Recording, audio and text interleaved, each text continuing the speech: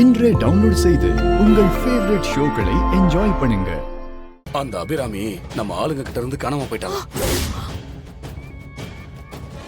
என்னது, காணாம போயிட்டாங்களா? எப்படி?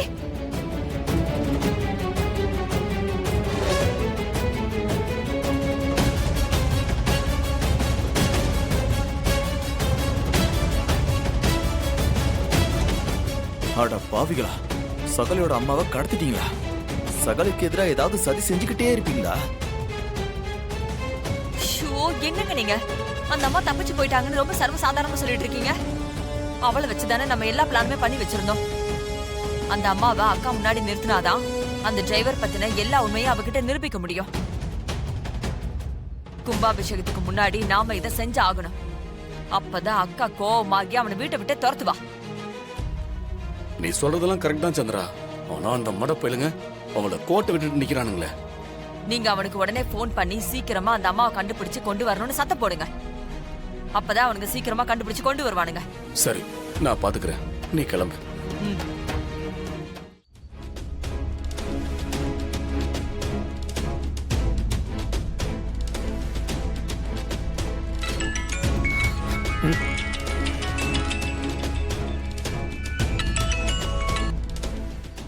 ஹலோ, என்னடா அவ கிடைச்சிட்டாளா? இல்லண்ணே, இன்னும் கிடைக்கலண்ணே. நாங்களும் தேடிட்டு தானே இருக்கோம். டேய், நீங்க என்ன பண்ணுவீங்களோ ஏது பண்ணுவீங்களோ எனக்கு தெரியாது. சீக்கிரம் அவளை கண்டுபிடிச்சு இங்க கொண்டு வந்தாகணும். இல்லன்னா நான் உங்க கதையை முடிச்சிருவேன். அண்ணே, அந்த அம்மா ரொம்ப தூரம் எங்களை விட்டு போயிருக்க மாட்டாங்கண்ணே. கவலைப்படாதீங்கண்ணே, சீக்கிரம் கண்டுபிடிச்சு கோயிலுக்கு கூட்டிட்டு வந்துடுறோம் நாங்க. டேய், சொல்லாதீங்க, போய் பண்ணுங்கடா. சரிங்கண்ணே.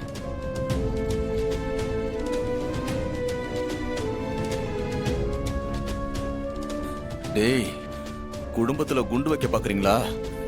விட மாட்டான் அந்த மயில் வாங்கணும். முத இதை சகல கிட்ட சொல்லுவான்.